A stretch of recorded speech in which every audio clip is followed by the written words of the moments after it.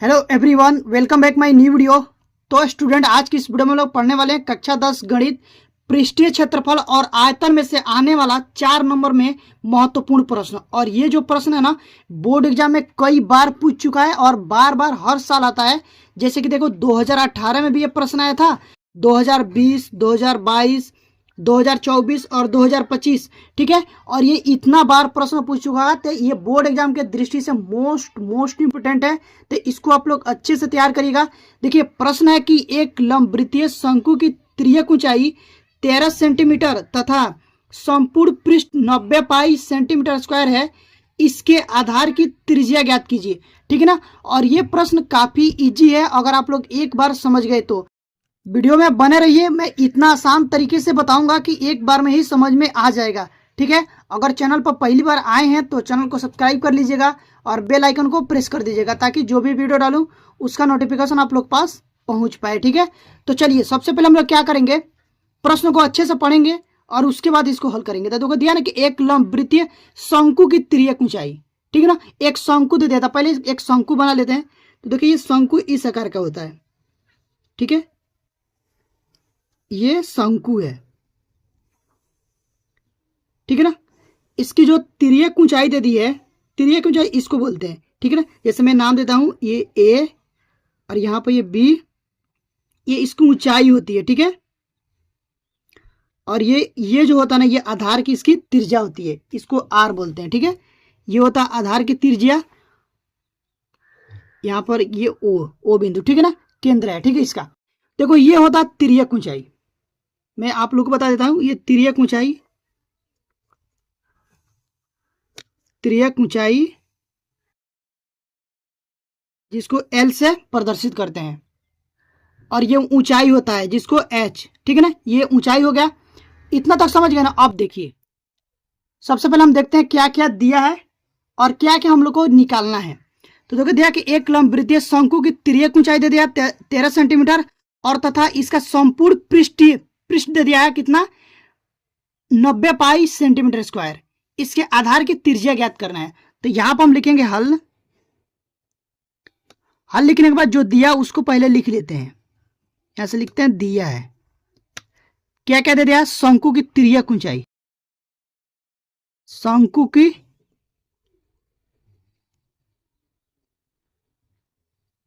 दे दिया, शंकु की तिर्यक ऊंचाई यानी कि एल बराबर दे दिया 13 सेंटीमीटर। ठीक है, एल दे दिया 13 सेंटीमीटर। उसके बाद देखो क्या दे दिया है, इसका संपूर्ण पृष्ठ दे दिया है, शंकु का संपूर्ण पृष्ठ।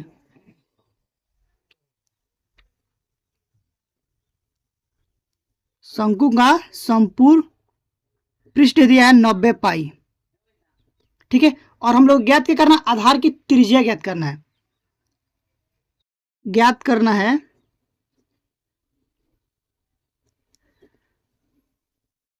आधार की त्रिज्या, लिख देगा शंकु के आधार की त्रिज्या, शंकु के आधार की त्रिज्या यानी कि आर का मान ज्ञात करना है। तो देखिए, एक फॉर्मूला होता है शंकु का संपूर्ण पृष्ठ का। यहां से लिखेंगे, चूंकि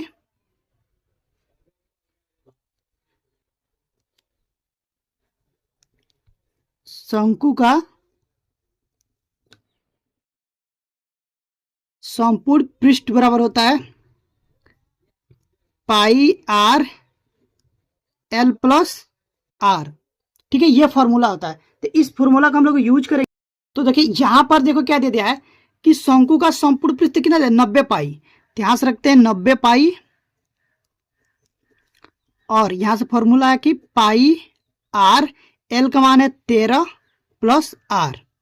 ठीक है ना, तो यहां से देखो पाई से पाई कट जाएगा, यहां से क्या बचा, 90 बराबर, इसमें गुणा करा देंगे तो ये हो जाएगा 13 आर प्लस आर में आर से गुणा करेंगे तो हो जाएगा आर स्क्वायर। तो इसको पहले इधर लिख लेते हैं, तो ये हो जाएगा आर स्क्वायर प्लस 13 आर, और ये 90 को उधर ले जाएंगे तो ये माइनस में आ जाएगा, तो हो जाएगा माइनस में 90 इक्वल टू 0। अब देखिए, ये गुणनखंड के रूप में आ गया, तो इसको गुणनखंड करेंगे। ठीक है, अब देखिए गुणनखंड कैसे करते हैं। तो यहां से हम लोग को क्या करना होगा कि इसको एक साथ गुणा कराएंगे। गुणनखंड करना भी मैं आप लोग को इसी में सिखा दे रहा हूँ, ठीक है। सबसे पहले क्या करेंगे, इसको और इसको एक साथ गुणा कराएंगे। तो देखो ये है आर स्क्वायर गुणे में माइनस में 90, तो ये हो जाएगा माइनस में 90 आर स्क्वायर, ठीक है। तो 90 आर स्क्वायर है ना, तो ये जो दिया मिडिल वाला बीच वाला 13 आर, तो ऐसा दो संख्या सोचना है या निकालना है कि जोड़ने और घटाने पर तो आए प्लस में 13 आर आना चाहिए, जब उसको गुणा किया जाए ना तो इतना आना चाहिए। तो मान लीजिए अगर हम यहाँ पर रखते हैं 18 प्लस में 18, ठीक है ना, आर और माइनस में 5 आर, ठीक है। तो 18 पचे 90 हो जाएगा, अब प्लस माइनस माइनस हो जाएगा, तो ये हो जाएगा 90 आर, ठीक है ना। यहाँ से 90 आर स्क्वायर हो जाएगा ना, तो ये चीज हम यहाँ पर रखेंगे इसके जगह पर। तो यहाँ पर रखते हैं आर स्क्वायर प्लस में 18 r minus 5 r minus 90 equal to 0। अब दोनों में देखो क्या कॉमन है, आर कॉमन है, तो आर कॉमन ले लेंगे। तो यहाँ से बचेगा आर और प्लस में 18, यहाँ से माइनस 5 कॉमन है, तो माइनस 5 कॉमन लेंगे। जब माइनस 5 कॉमन लेना तो अंदर का चिन्ह बदल जाए, ये माइनस है तो ये प्लस हो जाएगा, जब बाहर माइनस ले लिए तो अंदर का चिन्ह बदल जाता है, ठीक है। तो यहाँ से हो जाएगा आर प्लस 18 पचे 90, तो यहाँ से हो जाएगा 18 इक्वल टू 0। तो एक ब्रैकेट में हम लोग ये 2 है तो एक ही बार लिखेंगे, तो यहाँ से हो जाएगा आर प्लस 18 और एक ब्रैकेट में हो जाएगा आर माइनस 5 इक्वल टू 0। एक बार क्या करेंगे हम, देखिए आर को आर प्लस 18 बराबर 0 रखेंगे तो आर का मान आएगा माइनस में 18, क्योंकि इधर प्लस में है। और एक बार आर माइनस 5 बराबर 0 रखेंगे तो आर का मान आएगा 5, ठीक है ना। तो देखो आर का मान 2 आ गया है, त्रिज्या 2 आया है, ठीक है ना। तो आर बराबर 1 तो आप लोग आएगा माइनस में 18 और 1 आएगा 5। तो देखो चूंकि त्रिज्या कभी भी माइनस ऋणात्मक नहीं होती, तो इसलिए हम 5 को लेंगे, ठीक है। तो इसको लिख कर दिखाना पड़ेगा, तो यहां से लिखेंगे चूंकि त्रिज्या का मान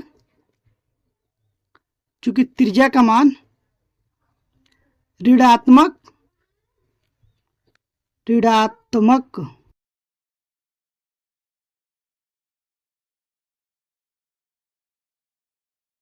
चूंकि आर का मान ऋणात्मक नहीं होता